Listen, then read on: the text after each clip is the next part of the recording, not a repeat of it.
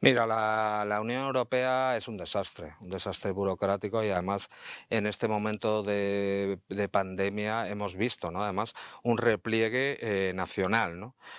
Cuando Italia y luego España estaban pidiendo ayuda, ¿qué hacía Alemania o qué hacía Francia? Pues impedían por ley o por decretos ministeriales que se exportara material sanitario a los países miembros, ¿no? Yo creo que es la cuarta y prácticamente puede ser la definitiva crisis de la Unión Europea. No sé si a la desmembración o por lo menos el principio de un cambio dentro de la Unión Europea, que puede ser incluso con la expulsión de los países del sur. Ya veremos lo que pasa porque la que viene, la crisis es muy gorda, ¿no? Y una crisis que vamos a tener sobre todo en España, ya nos están señalando como la nueva Grecia, ¿no?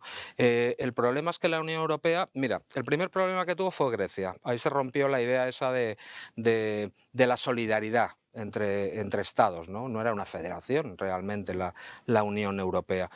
Segundo, la crisis de los refugiados. No de inmigrantes, de refugiados, por guerras producidas para la remodelación de Oriente Medio, Oriente Extremo, por lo que decía Estados Unidos, y en la que participó, por ejemplo, Francia y Reino Unido, cuando pertenecían muy claramente tanto en Libia como en Siria, y antes en Irak no, pero contribuyeron posteriormente.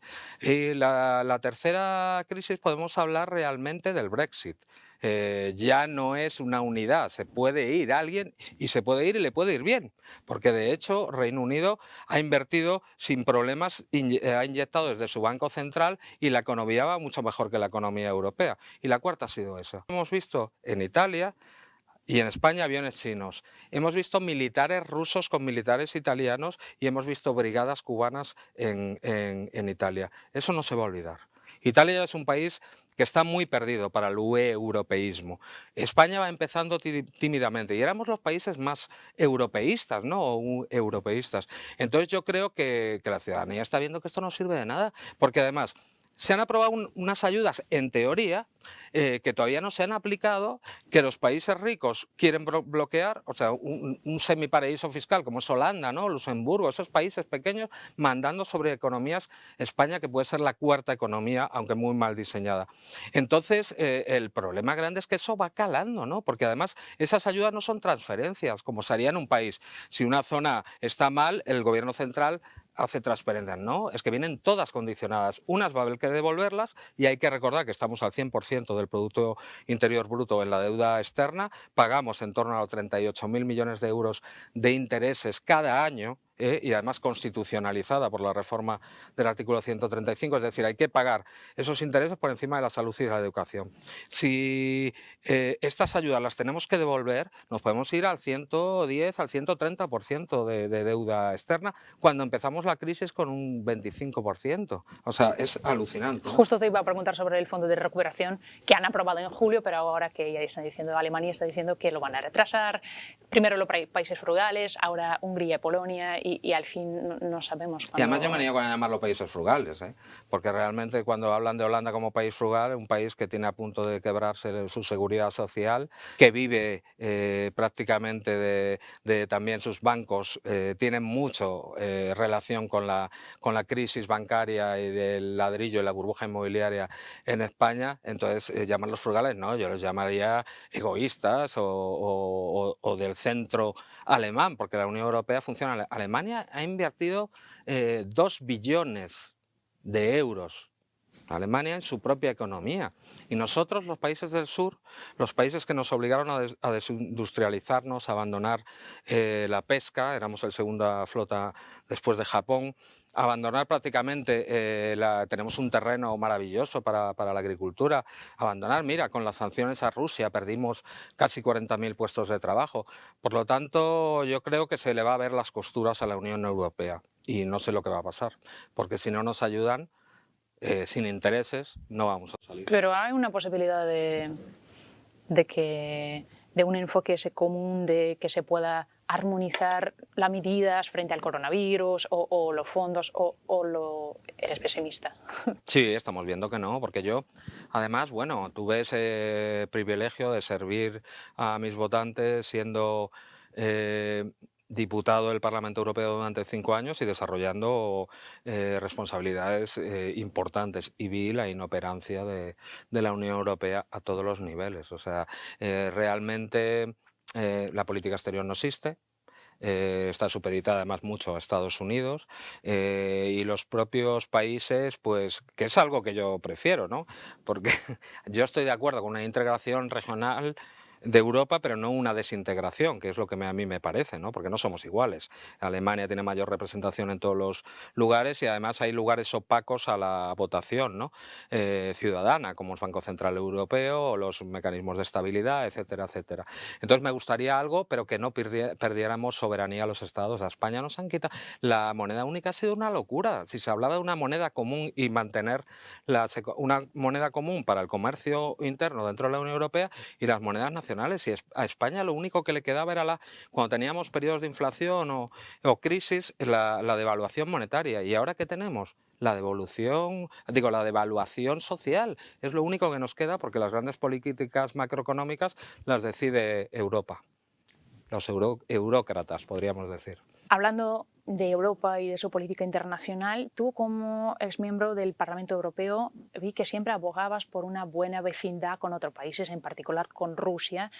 Sin embargo, bueno, hace unos días la Unión Europea aprobó otro paquete de sanciones contra Rusia. Entonces, ¿ves posible esa buena vecindad algún día? Pues mira, mientras tengamos la bota estadounidense encima y en el sentido de que la mayoría parlamentaria apoya ser un subalterno de la política exterior estadounidense, todo con un eufemismo que ellos dicen maravilloso, ¿no? Que es el vínculo atlántico, que no se debe terminar, ¿no? Entonces, claro, para Estados Unidos, yo que me he estudiado a sus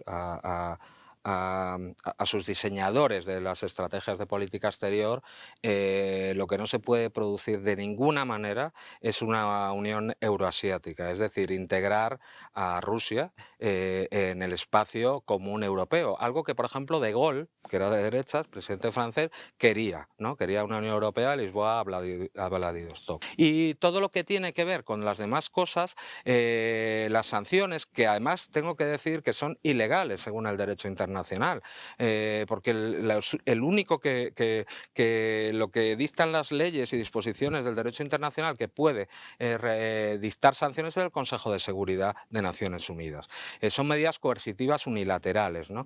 Que buscan romper ese entendimiento. En Alemania es muy importante esto, porque dentro de su clase política y sus grupos de poder hay una gente que se quiere llevar bien con Rusia y hay otra que es muy pro-estadounidense. La que se quiere llevar con Rusia y también con China, de acuerdo con el 5G, tiene que ver con que necesitan el gas. Entonces, todo lo que tiene que ver con el supuesto envenenamiento, que no hemos visto ninguna prueba, pero exactamente igual que no veíamos ninguna prueba de los ataques químicos en Siria, ¿no? Que produjeron incluso un ataque de Estados Unidos con misiles balísticos también, y aquí no hemos visto las pruebas, ¿no? Curiosamente, yo lo definiría, y los que seguimos esto, si no hay pruebas, pues sigue la pista del dinero, ¿no? Como se decía. Es curioso, ¿no? Que justo cuando se está acabando el Nord Stream 2, o sea, un gasoducto que va a suministrar a Alemania directamente desde Rusia, aparece justo el envenenamiento a este señor, que además tiene relaciones con la CIA, ¿no?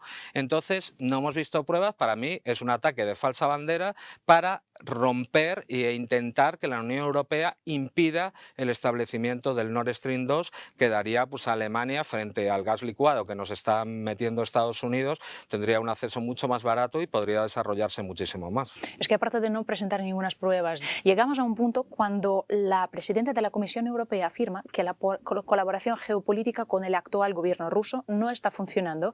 El ministro de Exteriores alemán está diciendo que, bueno, le parece que Rusia no tiene ningún interés en aclarar lo sucedido, pero en realidad lo que está pasando es que nos están ignorando, como pasó, por ejemplo, en el caso de los Skripal en el Reino Unido.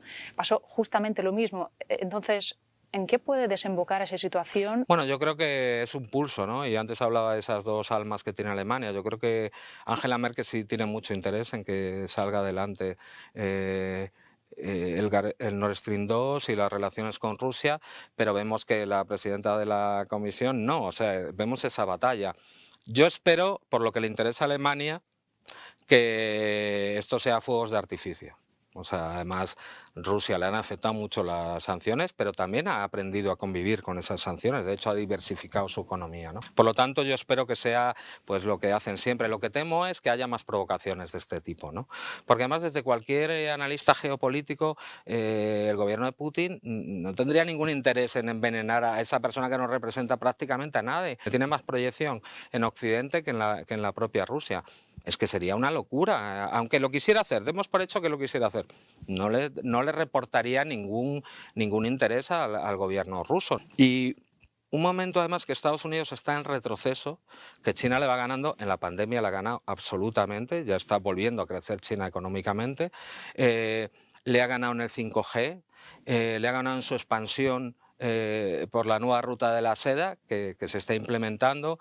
Rusia ha conseguido saltar el cerco que le querían hacer, ha podido intervenir con un país amigo y con que tiene más de 200 años de relación como es Siria, y creo que ellos están muy enfadados y necesitan romper con alguna cosa. Entonces, viendo a nivel electoral que siempre pasan cosas en Estados Unidos cuando van malas encuestas y a Trump le están yendo muy mal, no sabemos lo que pasará, pero yo veo cercana una nueva provocación para intentar romper, porque yo creo que esto no ha conseguido romper esas líneas que sigue habiendo, aunque se griten por delante, siempre hay conversaciones por detrás. ¿Qué es lo que podemos esperar después de las elecciones en Estados Unidos?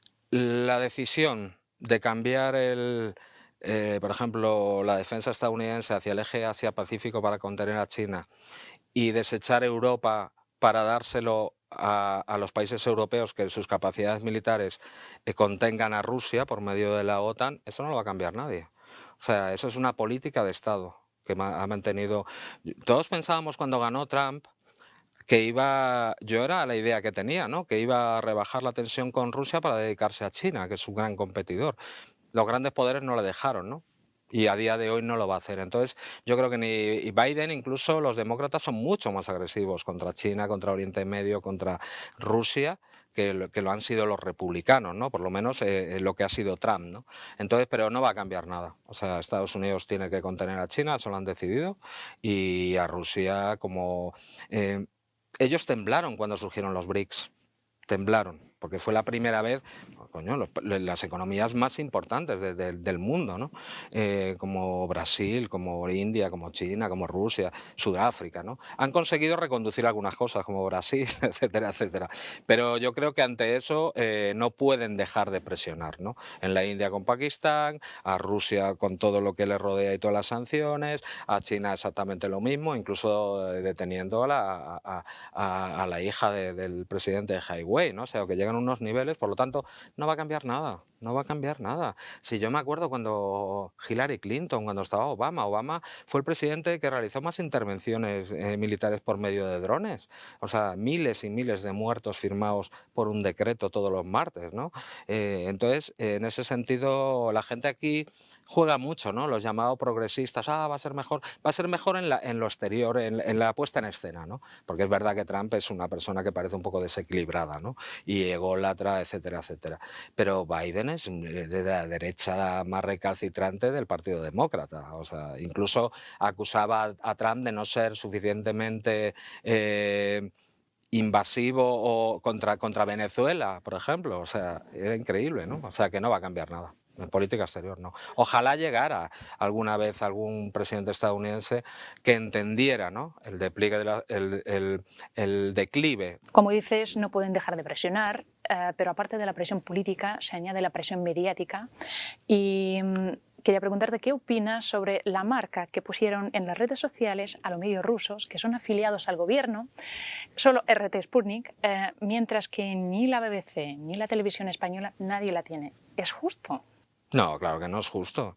O sea, eso es un intento pues de impedir la proyección que ha tenido el proyecto comunicativo de Russia Today, que además no esconde que es una televisión pública, como lo es EFE o como lo es Televisión Española, como es Telemadrid, aunque sea autonómica. O sea, son televisiones institucionales, pero donde se hace periodismo.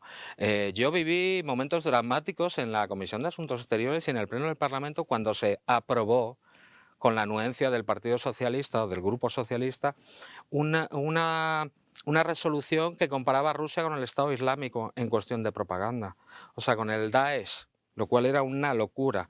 Yo ahí ya señalé que se estaba poniendo en la punta de mira a los profesionales y a los profesionales que trabajan en Russia Today, en Sputnik y en otros lugares, que no se puede matar al mensajero. Pero realmente hay un problema de fondo, ¿no? Y yo me acuerdo, y siempre lo pongo como ejemplo, Hillary Clinton pidiendo en el Senado más financiación para CNN, para los canales estadounidenses. Ese es el problema y eso es lo que hay detrás del intento de tratar de impedir el trabajo de los medios rusos. Porque igual que Telesur o Hispan TV o Al Mayadin en el Líbano, están dando una realidad alternativa. Yo en el Parlamento les preguntaba, ¿pero ustedes no hablaban de democracia y de libertad de información? Yo soy un ciudadano europeo, yo quiero poder escuchar la CNN y poder escuchar Russia Today, poder leer el ABC y poder ver Telesur. Eso era la democracia, según ustedes, lo que pasa es que es mentira. Ellos están ahora, además, con los grupos de la OTAN y la Unión Europea creando medios independientes, pero pagados por ellos, ¿no? Que emiten en lengua rusa y hay, además, unidades para la llamada desinformación rusa, ¿no? Aquí tenemos uno de los puntos más importantes para la propagación de mentiras en contra de Rusia, ¿no? Algunas organizaciones al servicio de los poderes atlánticos de Estados Unidos y financiados por ellos estuvieron, ahora vuelve a ser director del país, uno de los que lo permitió, ¿no? Que fue desmentido incluso cuando hablaban de la intervención rusa en el proyecto independentista catalán, fue desmentido hasta por el CNI, o sea, por el Servicio de Inteligencia Español que se ocupa de delitos informáticos, ¿no?